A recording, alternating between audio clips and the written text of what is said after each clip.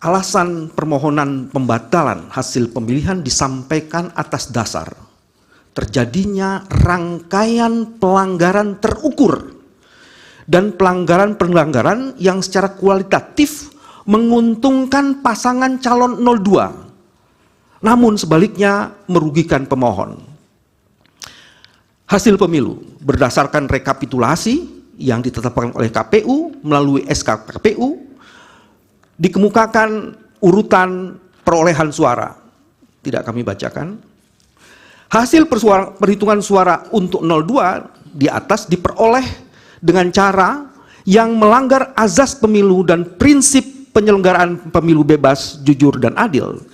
3 azas itu dilanggar secara serius oleh mesin kekuasaan, mulai dari pelibatan lembaga kepresidenan, dukungan Presiden Joko Widodo, pelumpuhan independensi penyelenggara pemilu, manipulasi aturan persyaratan pencalonan, pengerahan aparatur negara, dan penyalahgunaan anggaran negara atau bansos yang disalahgunakan untuk menggerakkan mesin pemenangan paslon 02 yang calon wakil presidennya secara jelas adalah anak kandung dari Presiden Joko Widodo. Fakta hukum bahwa dukungan Presiden Joko Widodo dapat dimaknai sebagai manifestasi dari sikap dan perilaku patronasi yang mensugesti peran para menteri di kabinetnya untuk memberikan dukungan terbuka dan di sebagiannya bahkan ikut terlibat secara intensif di dalam kampanye untuk mendukung putranya sebagai calon wakil presiden. Patronasi presiden tersebut mensugesti menteri kabinet dan menggerakkan dan mengaitkan program-program kementerian yang ditujukan untuk menarik dukungan dari pemilih agar memilih pasangan calon presiden dan wakil presiden di mana anaknya presiden menjadi calon wakil presiden. Dan tindakan di atas adalah pelanggaran atas pemilu dan prinsip penyelenggaraan pemilu. Kesemuanya dapat dikualifikasi dan dikategori sebagai election fraud, tindak kecurangan dan pelanggaran pemilu. Dukungan Presiden Jokowi merupakan berupa penggelontoran dan pengalokasian sejumlah dana dengan tujuan pemenangan paslon 02 bisa dikualifikasi sebagai pork barrel politics. Tindakan Presiden Joko Widodo itu dapat dikualifikasi sebagai penyimpangan dana insentif negara untuk publik yang digunakan sebagai transaksi politik pemilu dan ditujukan untuk mempengaruhi pemilih. Tindakan tidak netral Presiden Joko Widodo telah terbukti menguntungkan calon tertentu dengan melonjaknya suara paslon 02 secara drastis setelah melalui operasi pengerahan sumber daya negara.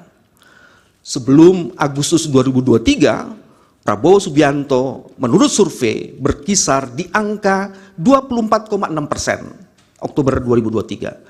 Di saat dipasangkan dengan putar Presiden Joko Widodo, suara pasangan tersebut naik di atas 30% dan melejit sampai di angka 51,8% pada bulan Februari 2024 sebelum pemungutan suara. Dengan menyandingkan survei, ada di capture, dengan menyandingkan survei antara sebelum dan sesudah adanya intervensi kekuasaan, terdapat kenaikan tidak wajar sebesar 34% hanya dalam kurun waktu 5 bulan terhitung sejak Oktober 2023 sampai dengan Februari 2024. Ini sesuatu yang sangat luar biasa, menunjukkan ada intensi kecurangan yang dahsyat. Pelanggaran berupa pelibatan lembaga kepresidenan untuk kepentingan paslon 02 nampak dan terbukti dari kampanye terselubung oleh Presiden Jokowi dalam berbagai kunjungannya. Ini nanti akan kami jelaskan di bagian lain. Yang disertai dengan pembagian bansos di provinsi yang menjadi area operasi adalah wilayah di mana Prabowo Subianto ternyata memperoleh suara rendah pada pemilu 2014 dan 2019. Dengan sasaran pemilih diperkirakan 27 juta. Ini juga nanti akan kami jelaskan captionnya. Tapi sebagai informasi, itu di daerah yang paling bawah itu adalah kunjungan Pak Joko Widodo. Yang paling bawah di Jawa Tengah ada 1, 2, 3, 4, lebih dari 15. Dan di daerah-daerah itu bansosnya luar biasa, intervensi terhadap aparaturnya juga luar biasa, dan kenaikan perolehan angka paslon 02 juga luar biasa. Jadi berdasarkan riset ini dapat ditentukan bahwa intervensi bansos, penggunaan aparat negara itu mempengaruhi peningkatan suara. Nanti PPT-nya ini dibagi untuk hakim dan juga untuk para pihak ya Pak? Ya, kami akan serahkan semuanya setelah presentasi ini. Baik. Di halaman selanjutnya majelis, halaman 13, itu juga hasil survei Pak Prabowo beberapa tahun. Coba tolong jelaskan. Di situ ada kenaikan-kenaikan yang luar biasa. Setelah kunjungan-kunjungan dari Pak Jokowi ke beberapa tempat, di beberapa daerah, kalau kita mencoba mengkategorisir angka Pak Prabowo di 2014, di 2019, dan di 2024, di mana intervensi kekuasaan itu terjadi, maka terjadi lonjakan yang luar biasa sekali. Sayang, kecil sekali ya. Majelis saya tidak baca yang di depan. Saya mau kasih contoh angka, mohon maaf, oke, tolong dibesarkan lagi. Kepulauan Talaut, Sulawesi Utara.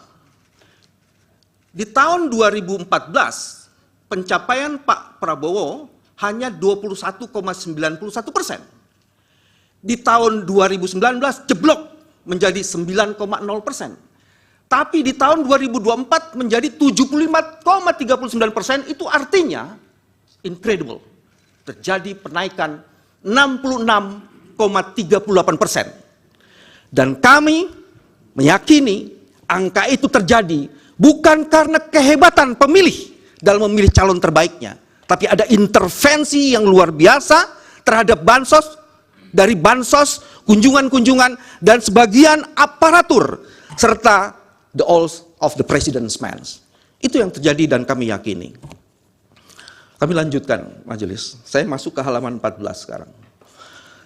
Terjadi pengkhianatan terhadap konstitusi dan pelanggaran azas bebas, jujur, dan adil.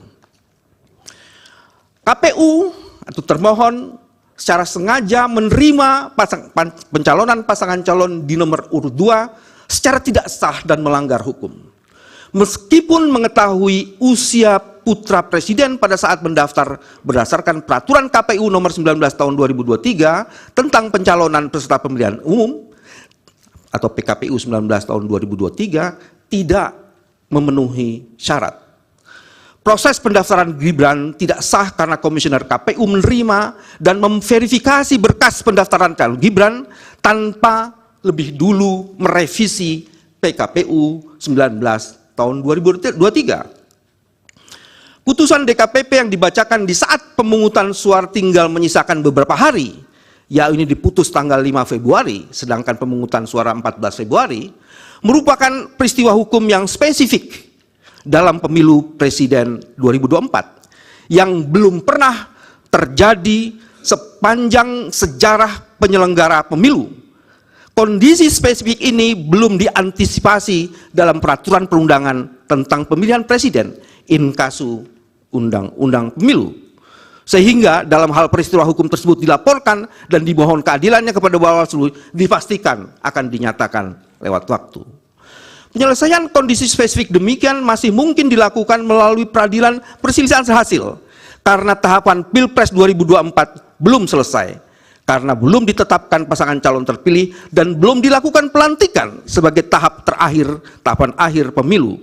Terlebih lagi karena kondisi spesifik sedemikian menyebabkan adanya ketidakpastian hukum dalam penyelesaian tahapan pemilihan presiden.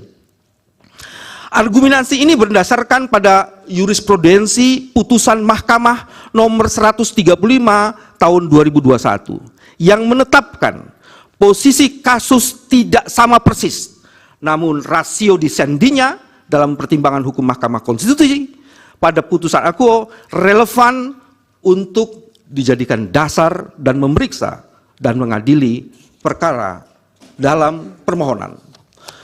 Adapun mengenai hal mengadili secara substantif peristiwa hukum yang spesifik tersebut pemohon menyampaikan fakta hukum secara notoire feiten diketahui publik, yaitu sebagai berikut. Saya tidak bacakan semuanya, ada beberapa majelis, itu di halaman 15. Yang pertama, pendaftaran bakal calon presiden dan wakil presiden dibuka 19 Oktober sampai 25 Oktober. Ada putusan mahkamah nomor 90, itu tanggal 17 Oktober, jadi hanya berjarak 2 hari. Pasca putusan mahkamah dibacakan, termohon tidak segera mengubah, maksudnya MK tidak segera mengubah syarat calon dengan usia boleh di bawah 40 tahun sepanjang telah pernah atau sedang menjadi kepala daerah. Termohon tidak segera menetapkan PKPU perubahan syarat calon, tetapi justru membuat surat edaran kepada partai politik serta partai politik peserta pemilu yang mempunyai hak untuk mengajukan pasangan calon calon presiden dan wakil presiden bahwa terdapat perubahan syarat usia 40 tahun. Terus juga